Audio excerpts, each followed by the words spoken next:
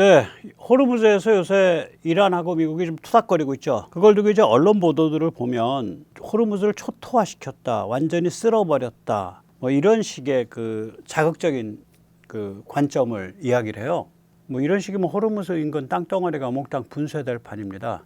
근데 이제 이렇게 보게 되면 앞으로 펼쳐질 일을 우리가 예측을 하지 못합니다. 그래서 오늘 그 같은 이야기를 좀 살펴보겠습니다. 왜 그러냐면 이것이 결국 중국과 굉장히 깊은 관계를 갖고 있고, 그리고 중국이 억제된다라는 것은 한국, 특히 리짜이밍, 종중, 더불당 정권에게 이게 치명적이거든요. 그래서 우리가 이걸 아주 주의 깊게 들여다봐야 합니다. 이 첫 번째 도발은 이제 6월 25일 날 있었습니다. 화물선 에버 러블리가 피격됐습니다. 걸프만 바깥쪽이었고, 미군이 보장하는 남측 항로, 오만 항로라 그럽니다. 이걸 똑같아요. 그러니까 서던 하이웨이, 남측 고속도로라고도 하고, 오마니 패스인가 뭐 그렇게도 얘기를 해요. 남측 항로를 이탈했습니다. 선교 오른쪽에 심각한 손상이 입었죠. 그래서 미국은 그 다음 날 폭격을 했는데 시릭 부근으로 제한된 폭격을 했습니다. 드론 보관 창고, 미사일 보관 창고, 시릭 부근에만 폭격을 했어요. 그리고 이란이 또 이제 27일 날 또 도발을 해요. 이번엔 위험한 도발입니다. 카타르원이 200만 배럴을 적재한 대형 유조선 키쿠를 공격을 했습니다. 더욱이 얘는 또 위치도 걸프만 안쪽이에요. 그리고 미군이 보장하는 남측 항로, 오만 항로를 그 위에 올라와 있는 걸 공격을 한 거예요. 그런데 얘한테 이제 주목을 해야 될 점은 뭐냐면, 얘의 목적지가 어디냐면 걸프만 바깥쪽 푸자리아입니다. 유나이티드 아랍에미리트 항구. 출발지는 카타르의 해상 원유 시추 시설이고요. 그리고 또 주목해야 될 거는 함교 첨화만 약간 손상됐어요. 그러니까 이 첨화가, 함교의 첨화가, 그러니까 폭약이 없었거나 불발탄이란 얘기죠. 그러니까 이란, 심지어는 IRGC가 이게 셔틀이어서, 나중에 셔틀의 의미를 좀 말씀드릴게요. 셔틀이어서 정말 안 입고운데 이거 제대로 공격했다가는 독박 쓸 것 같으니까 불발탄으로 혹은 폭약이 없는 걸로 공격했을 수 있어요. 이게 미국은 굉장히 세게 응징했습니다. 이거는. 그리고 오히려 남측 항로를 2차선으로 확장했어요. 그전에는 남측 항로가 왕복 1차선이었는데 이제는 왕복 2차선이죠. 그러니까 들어가는 거 나오는 거. 예. 호르무즈 해협 일대 10개 표적에 대해서 미국이 응징을 했습니다. 6월 27일, 28일에. 그래서 28일에 예. 감시정찰 인프라, 통신시설, 방공무기, 드론 보관시설, 기뢰보관 및 포설장비 운영시설, 예. 이런 것들을 한 10개 표적을 작사를 했어요. 그걸 이제 두고서 아까 그 TV조선 같은데 또 다른 언론도 뭐 초토화시켰다, 뭐 쓸어버렸다는데, 미국의 그 기본적인 그 화력이나 이 폭격 능력을 보면 이 정도는 뭐 쓸어버렸다, 뭐 초토화시켰다라고 할 것도 없어요. 그냥 조금 세게 때린 거예요. 그래서 우리가 좀 객관적으로 볼 필요가 있다고요. 그러고 나서 얘들은 6월 28일 이란이 미국 공습 직후에 탄도미사일과 드론으로 쿠웨이트와 바레인을 공격을 했습니다. 공격해놓고 이제 그럼 6월 29일쯤 이제 미국이 패야 되잖아. 근데 공격해놓고 바로 미국한테 카타르 도하에서 만나 우리 말로 합시다 라고 읍소를 했어요. 여기 보면 이제 트럼프의 그 트루스 메시지에 그들이 미팅을 요청해 왔다라고 표현을 했다고요. 거기에 대해서 일부 또 강경파는 이란 내 이렇게 말합니다. 우리는 카타르 도하 회담을 제안한 적 없도다. 뭐 했는지 안 했는지 이게 30일 날 한다 그랬으니까 오늘 지나보면 압니다.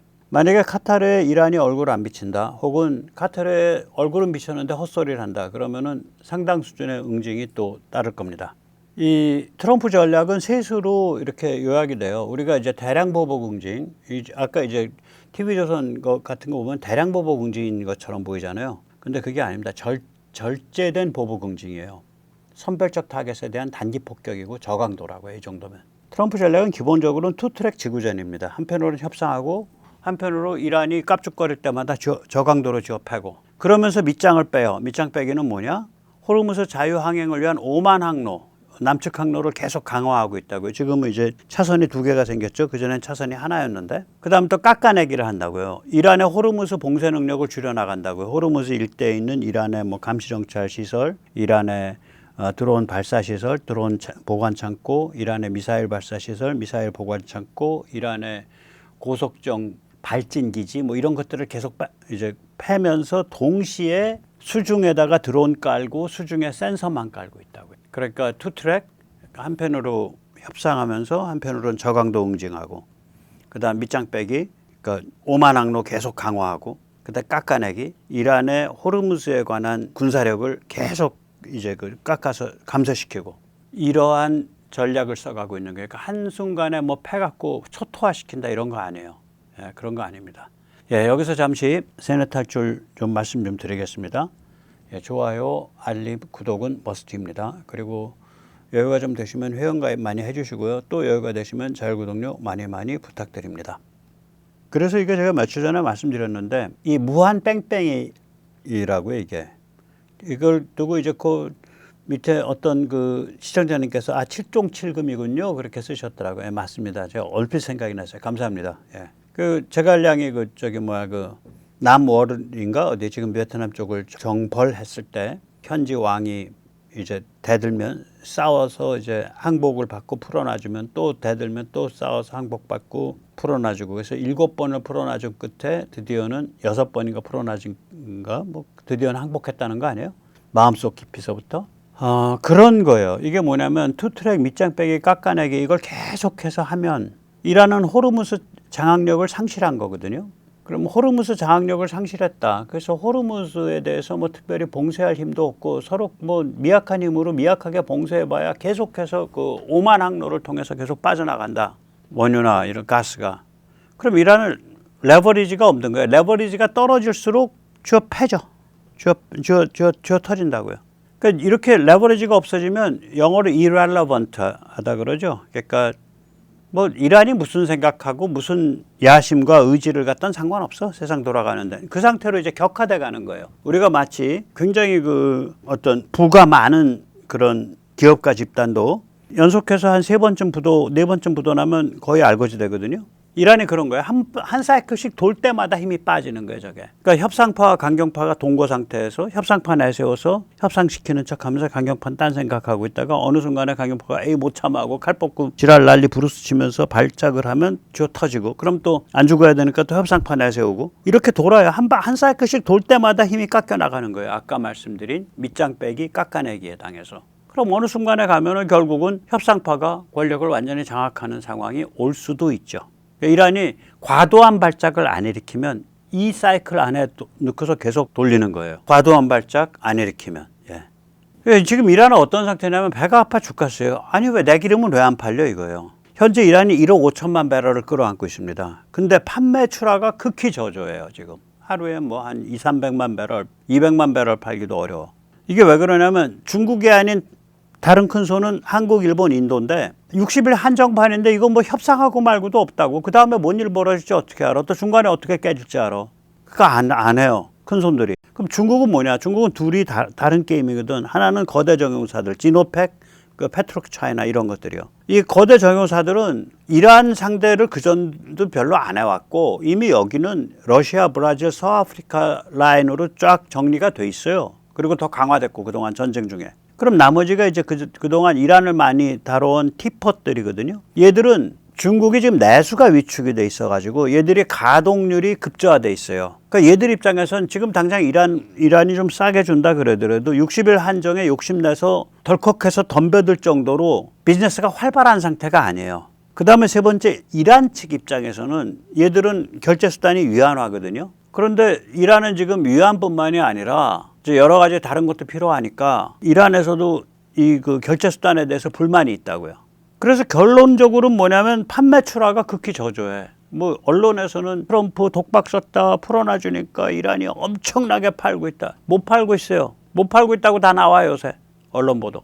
우리 언론이 잘 보도를 안 해서 그러지. 더욱이 중요한 거는 이렇게 못 파니까 변비가 걸린 상태 아니에요. 유정을 잠글고 있었잖아. 그래서 산유 능력 자체가 75% 정도 붕괴했다라는 지금 비명이 나오고 있다고요.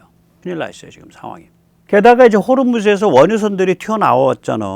붙잡혀 있던 게. 우리 같으면은 6월 28일 날 발표니까 2월 27일까지 한 3일 전까지 기준 26척 중에 23척 나왔어. 오케이, 한국은 재주가 좋아서 그렇게 많이 나왔다 치자고.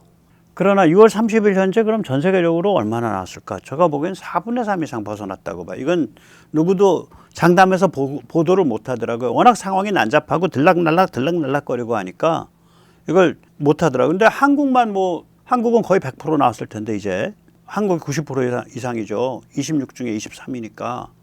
그것도 27일 기준. 지금쯤은 26분의 26일 수도 있어. 그럼 다른 데는 다 넉넉히 있었겠냐. 다른 데도 한 4분의 3쯤 절반 이상 나왔을 거다. 이게요. 유조선이 나왔다는 게 무지하게 중요합니다. 유조선이 나오면 세계 석유가 안정화돼요. 지금 이란이랑 미국이 저렇게 투닥거려도 오히려 유가는 69, 70, 69, 70, 70.3달러 이렇게 해서 안 올라가. 이게 왜 그러냐면 전 세계적으로 석유 생산량, 생산 가능량하고 석유 수요량을 보면 호르무즈 쪽에서 해상 운송이 안 되더라도 호르무즈 해상 운송이 빠지더라도 대충 맞아요, 이게. 그런데 이게 왜 그동안 수급이 안 맞냐? 운송수단이 없었던 거야. 왜 없냐? 원유 운반선이 다 걸프에 붙잡혀 있었던 거예요. 이게 쫙 빠져나왔단 말이에요, 이번에. 그러니까 다른 항로에 막 이제 투입되기 시작하죠. 거기는 안 들어가. 다른 항로 해서 다른 거 다르면 되지. 우리가 거기 왜 들어가냐. 이렇게 다른 항로에서 막 돌아가. 그래서 유조선이 충분해진 상태예요. 그러면 호르무즈 선박 운송 없이 원유 수급이 가능하다고요. 지금 호르무즈 바깥 지역, 걸프 바깥 지역의 원유 생산 가능량이 원유 수요량을 충분히 감당하고 남아요. 지금 상태가. 이 호르무즈에서 그 전에 한 2천만 배럴 빠져나왔는데 이 사우디 파이프로 700만 빠졌죠. 그 다음에 UAE 파이프로 150만 빠졌죠. 그러면 호르무즈 바깥쪽에서 1250만 정도 더 증산되면 끝나는 게임이에요. 이거 이미 더 증산하고도 남아요. 여력은. 부족했던 건 뭐냐? 생산 카파가 아니라 수송선이 부족했던 거예요. 그게 이제 해결돼 가고 있어요. 그래서 계속 유가는 떨어질 겁니다. 60달러 초반대까지 떨어질 거예요. 이렇게 간헐적으로 긴장이 다시 붙었다가 풀렸다가 붙었다 풀렸다가 하더라도. 그러니까 이란이 지금 독박 쓴 거죠. 이란은 얘들은 이렇게 계산했을 거야.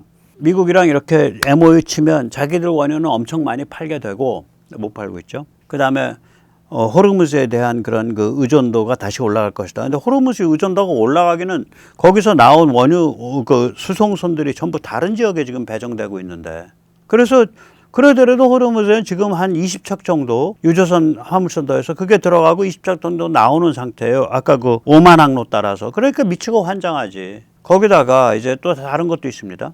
유령 함대가 이제 그러니까 셔틀이 출현했다고요. 이게 호르무즈 셔틀이. 아까 보셨잖아요. 키쿠가 출발지는 걸프만 안쪽 카타르고요. 목적지는 걸프 바깥쪽 푸자이라예요. 요 사이를 왔다 갔다 한 거예요. 이거 한 4,500km 되는 거를. 그러면 이 초대형 유조선 그걸 VLCC라 그러죠. Very Large Crude Container. 그래서 VLCC라 그러는데 이 VLCC가 걸프 안팎 왕복 운영을 하면 사실은 왕복에 걸리는 운항 시간 자체는 이틀밖에 안 걸려요. 그런데 씻는 데에 하루 반 정도 걸려요. 그 다음에 그거를 푸는 데에 3일 정도 걸려. 그러니까 씻고 푸는 데에 후자리에 가서 퍼야 될 거 아니야. 씻고 푸는 데에 한 나흘 반 합계. 그 다음에 이틀, 혹은 이틀 반, 3일 반, 이틀. 그래가지고 이게 만 5, 6일 걸리는 거예요. 한 사이클 도는 게. 그러니까 걸프 안쪽에서 실어가지고 빠져나온 다음에 푸고 다시 걸프 안쪽으로 들어가는데 이 셔틀이 한 왕복에 한 6일 걸리는 거예요. 그러면은 VLCC 기준으로 18척 투입하면 하루 3척씩 푸고 있다는 얘기거든. 600만 배럴 푸고 있다는 얘기예요. 그러니까 VLCC 18척만 투입하면 아까 이미 빵꾸 난 건 750만 배럴밖에 안 되는데 걸프가 실어내던 거 대비해서는 사우디가 2천만 배럴 중에 사우디가 700만 배럴 실어내고 있고 유나이티드 아랍에미리트 파이프가 150만 배럴 실어내고 있으니까 그게 해서 850만 아니구나 1150만만 부족하네. 1150만 중에 뭐 이래저래 해가지고 하면은 뭐 한 600만 배럴만 감당하면 유가 전 세계 유가 폭락하지. 지금 걸프 내부 국가들은요 셔틀 조직화에 최선을 다한다고. 그럼 얘들은 좀 손해 보더라도 셔틀 값 더 지불하더라도 물량을 빼내야 되거든. 그래야 저장 공간이 더 여유가 생기고 그래야 유정을 닫아거는 일이 없잖아요. 유정은 닫아걸면 충격 먹거든요.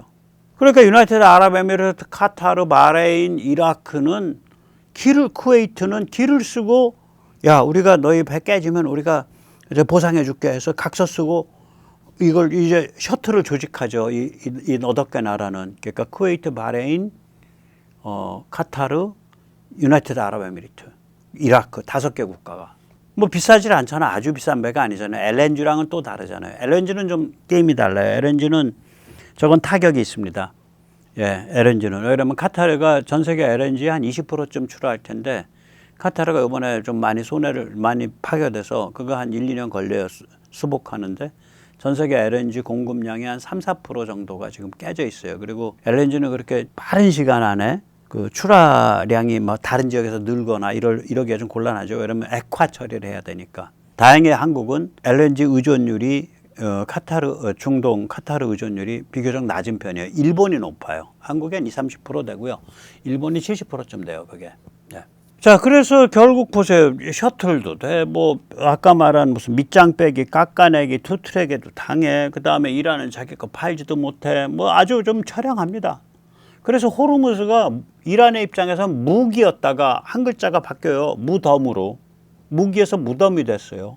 첫째, 호르무즈 봉쇄에 실패했잖아. 그러니까 정확히 표현하면 호르무즈 봉쇄가 돼도 글로벌 원유 수급의 차질이 없는 상태가 되어버려서 그런 체질로 바뀌었어요. 이번에 원유 수송선이 걸프를 탈출해서 다른 항로, 다른 지역 원유 수송에 투입되고 있어서 더 그렇다니까. 다른 지역 것만 가지고도 대충 메꾼다니까 지금.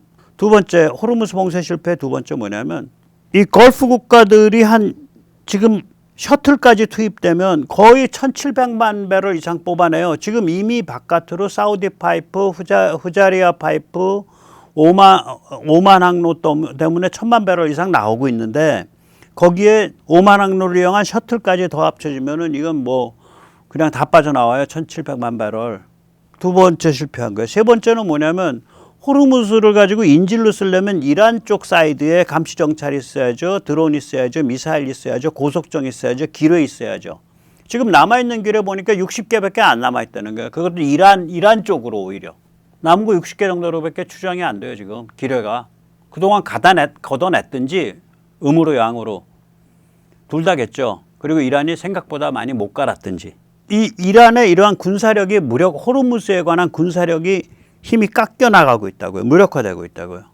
거기다가 완전 왕따지.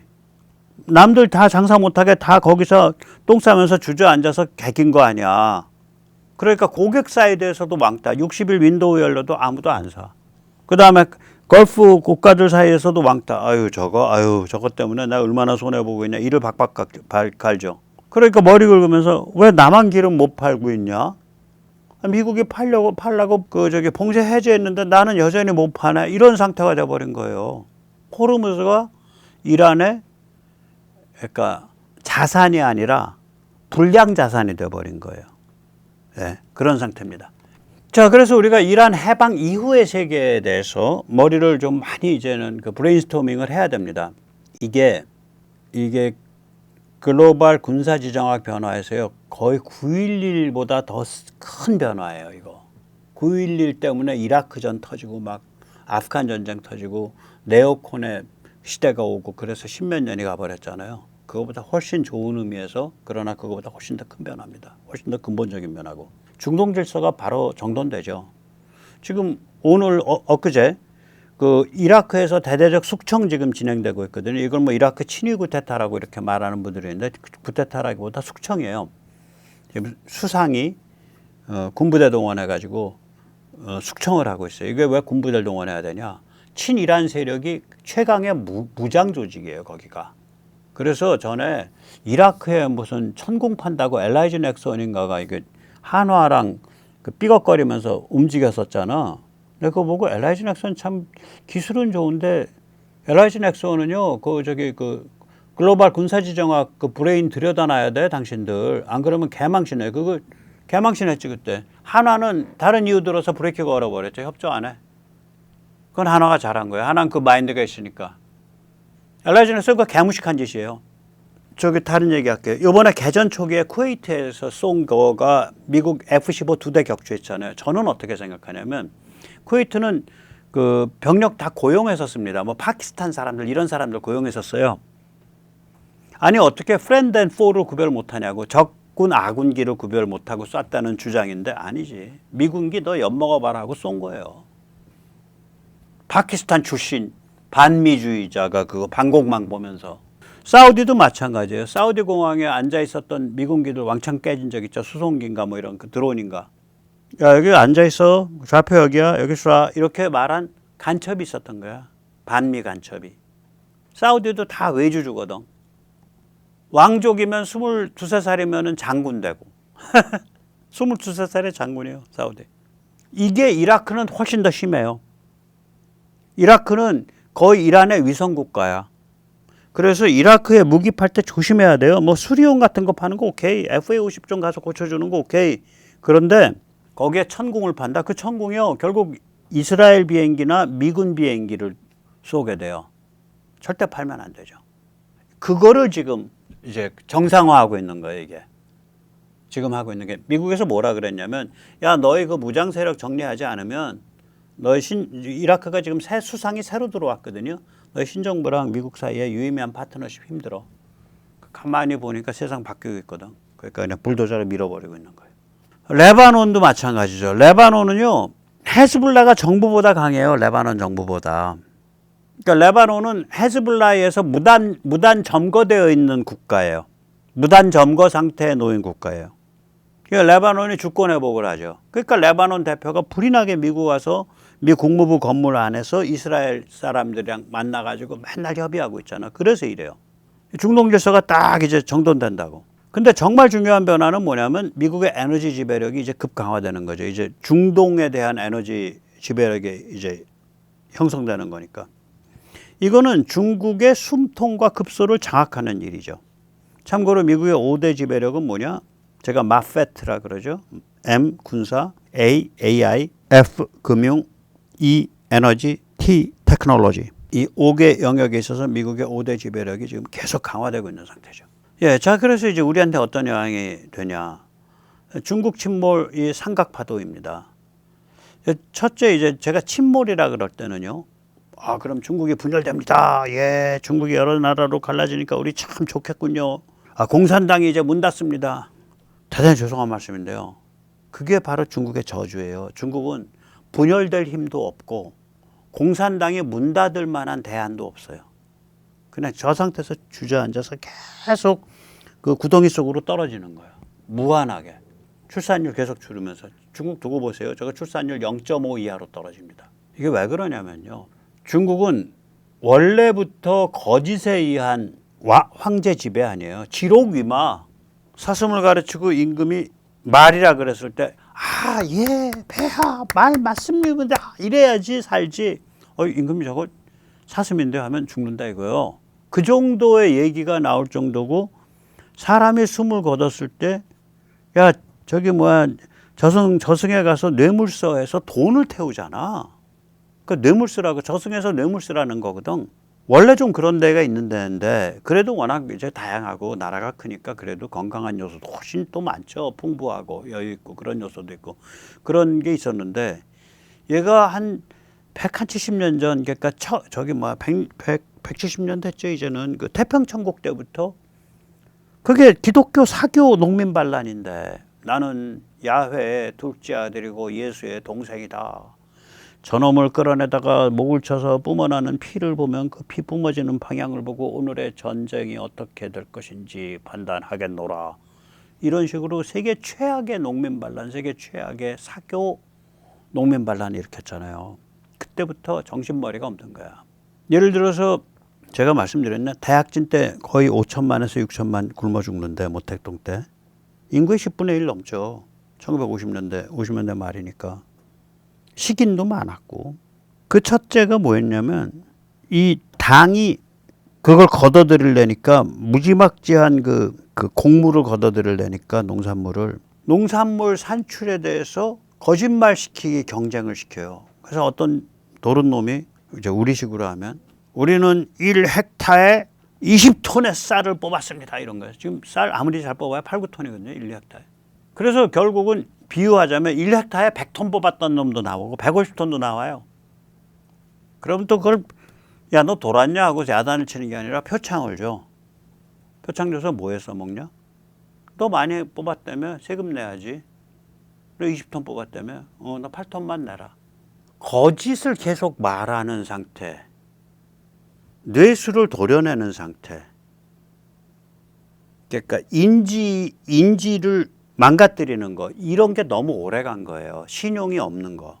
공산화 이후에만 지금 그게 1949년이니까 공산화 이후에만 77년이잖아. 그런데 공산화 이전에 100년 동안도 그랬다니까. 그런 면이 커요, 중국이. 이렇게 사람들이 이런 식으로 살아버리면요, 사회의 어떤 기본이 다 이제 해체된 상태가 되죠. 다 해체되죠. 기본이. 그러니까 대안이 나올 수가 없어요. 거기다가 공산당은 아주 지독한 디지털 전체주의를 하고 있잖아요. 디지털 통제를. 디지털 그 감시 통제, 처벌 세뇌, 감통 처세를 하고 있잖아요. 디지털로. 그러니까 못 빠져나간다고. 그래서 최악의 저주는 대안이 없는 상태에서 계속 추락해 가는 거예요. 침몰해 가는 거예요. 가 없는 그 구렁텅이 속으로. 분열도 안 돼. 모택도 모든 돈에 모택동 얼굴 박은 돈만 쓰고 있고 말도 안 되는 간자체로 머리를 완전히 뭉개놨는데 저 한자 지금은 다 잊어먹었지만 예전에 한 3, 4천자 했거든요. 도저히 간자체는 못 익히겠어. 그러니까 오리지널 한자는 부수를 결합시키면 거기서 발음도 나오고 뜻도 나오고 해서 이게 연결이 되는데 간자는 그냥 하나하나를 다 봐야 돼. 하나하나를. 뭐 도저히 안 돼요. 저 옛날에 오리지널 한자, 그러니까 번자체는 제가 지금은 많이 그렇게 못하지만 제가 한 3, 4천자 했었어요. 근데 많이 했죠. 지금 못해. 그렇게. 그러나 간자체는 아예 익히지 자체를 못해요. 눈이 아파요. 보면 머리가 꼬이고. 근데 그렇게 다 망가뜨려 놓은 거예요. 인간 이 두뇌를. 이런 상태에서 미국의 5대 지배력 마페트에서 삼각파도가 강화되고 중국이 발작하지 못하도록 억제되는 거거든요. 그래서 저는 요새 신냉전은 냉전 원래 가두기거든요. 컨테인먼트. 가두기 안에 배제예요. 익스클루전이야. 어떤 특정 영역에서 넌 나가 임마. 넌 이 클럽에 못 들어와. 여기는 멤버십 클럽이야. 거기 못 들어가는 거야. 가두기가 아니라 배제야. 특정 영역에 대한, 특정 섹터에 대한. 1대1로 파산해버렸죠. 제가 말한 삼각파도예요. 파나마, 베네수엘라, 이란, 이번에 파키스탄도 미국 사이드로 많이 넘어올 것 같아요. 이라크. 왜 그러냐면 파키스탄은 이란이 저게 비핵화되고 비교적 정상화되기를 원한다고. 저기가. 예. 두 번째가 이제 우리는 문명 전략 있잖아요. 우리 현대 문명과 함께 하겠다. 아, 그게 우남 이승만의 저기 그때부터 나온 거 아니에요. 저기 그 독립 정신부터. 얘들은 쇄국과 배제야. 그러니까 얘들은 뭐냐면 쇄국, 습격, 배제 이거야. 얘들은 쇄국과 배제, 습격이거든요. 시진핑의 글로벌 문명 이니셔티브라는 건 뭐냐면 현대 문명이 무슨 뭐 미국 주도 현대 문명만 있냐? 중국 주도 현대 문명도 있다. 러시아 주도 현대 문명도 있고 이란 주도 현대 문명도 있다. 이게 니들이 말하는 다양성 아니냐? 이게 시진핑의 글로벌 문명 이니셔티브 GCI입니다. 파산해 버린 거지. 그리고 글로벌 AI 생태계, AI는요 소프트웨어 줄이거나 뭐 칩이거나 거기서 끝나는 게 아니에요. AI 생태계라고요. 두고 보세요. 나중에 휴머노이드 아틀라스 들여놨어. 집에 내가 저기 뭐야 그 집에 가사도우미로 걔 네트워크 통신하면서 다른데 다 조사하고 다 확인하고 그러면서 일해요. 그러니까 AI 생태계가 인간의 정신 증폭기로도 작용을 하지만 심지어는 피지컬 AI에서도 다 그게 네트워크 연결된다고. 그 글로벌 AI 생태계에 대해서 쇄국을 했잖아 스스로 얘들이. 구글 검색을 쇄국을 했는데 AI 생태계는 당연히 쇄국하지. 또 글로벌 AI 생태계에서 중국은 배제돼 버렸잖아요. 너희는 뭐 엔비디아 칩 못 써. 너희는 뭐 못 써. 하이테크 분야에서도 중국이 배제됐잖아요. 그럼 무슨 일이 벌어지냐 지금. 중국의 인재가 보통 인재입니까? 일단 머릿수가 많잖아요. 원래 똑똑한 사람들이고. 그럼 세계 전체로 봐도 탑 중에 탑 클래스 인재야. 근데 얘가 평생 바쳐서 하는 일이 뭐냐. 글로벌 지식 정보 생태계는 참여를 못해. 다 막혀있어 쇄국이 돼서.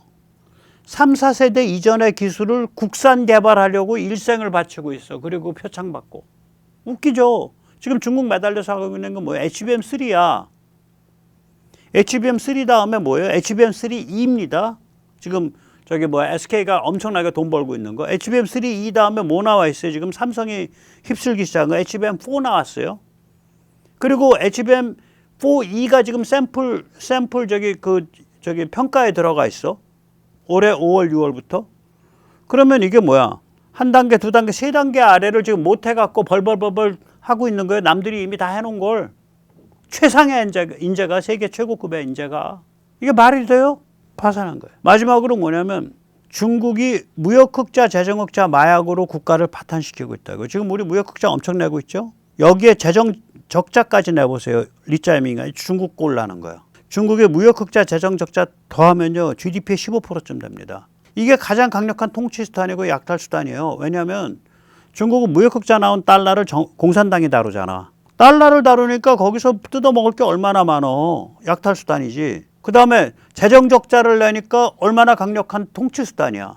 리짜이밍이가 경기도 지사하면서 엄청 재정적자 냈다며 강력하게 통치했네. 다 인심 없고. 이게 마약이라니까 권력 집단한테는 공산당한테는 이거 지금 쟤들이 이걸 못 떨어내고 있는 거예요. 자기 권력의 내부 구조가 이 마약을 중심으로 해서 형성됐기 때문에. 그러면 이 경제학 원리에 의하면 무역흑자와 재정적자의 합은 초과저축으로 충당돼야 돼. 초과저축이란 건 뭐야? 은행에 돈을 집어넣거나 내가 베개 밑에 돈을 집어넣고 안 도는 돈이에요. 그게 투자로 돌거나 뭐 대출로 돌질 않는 거야. 그게 초과저축이에요. 이런 초과저축이 일어나려면 뭐 때문에 그래야 돼? 사람들이 불안해야 돼요. 민부가 파괴돼야 돼. 사람들이 거지가 돼야 돼. 전 인민이 거지화돼야 돼요. 부동산 일부러 과격하게 부도 처리시키고. 이게 맨날 마이클 패터스가 하는 얘기예요. 저처럼 과격하게 표현 안 해서 그렇지. 이게 좀 구조화돼 있다고. 그러면 이런 상태가 계속 가면 어떻게 돼? 국민들의 유일한 저항은 뭐냐면 애를 안 낳는 거예요. 중국의 유일한 반체제 운동은 애 안 낳기입니다. 지금 북한도 1.0 이하로 떨어졌다는 거예요. 한국은 다시 기어 올라가서 이제 1.0 넘어섰고, 여기는 사람들이 너무 되바라져서 애를 안 낳는 거고, 거기는 이 삶에 대한 이게 없으니까, 전망이 없으니까 아예 애를 안 낳는 거예요, 그냥. 그래서 이게 이제 이런 상태인 거죠, 말하자면. 예. 그러니까 저는 중국 뭐 출산율 0.5 이하로 내려가도 눈 하나 깜짝 안 해.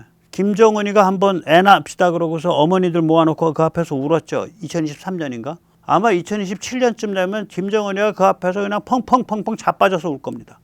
북한도 많이 떨어졌다 그래요. 중국은 지금 저렇게 떨어지면 더 떨어져요, 저거. 예, 엄청 떨어집니다. 유일한 반체제 운동은 애 안 낳기 운동이에요. 아무것도 안 해. 탕핑. 뻗기 그냥 뻗어서 있는 거. 그런 것들. 그거 외에는 없는 거예요. 그래서 저 길로 이제 가고 있는 거예요.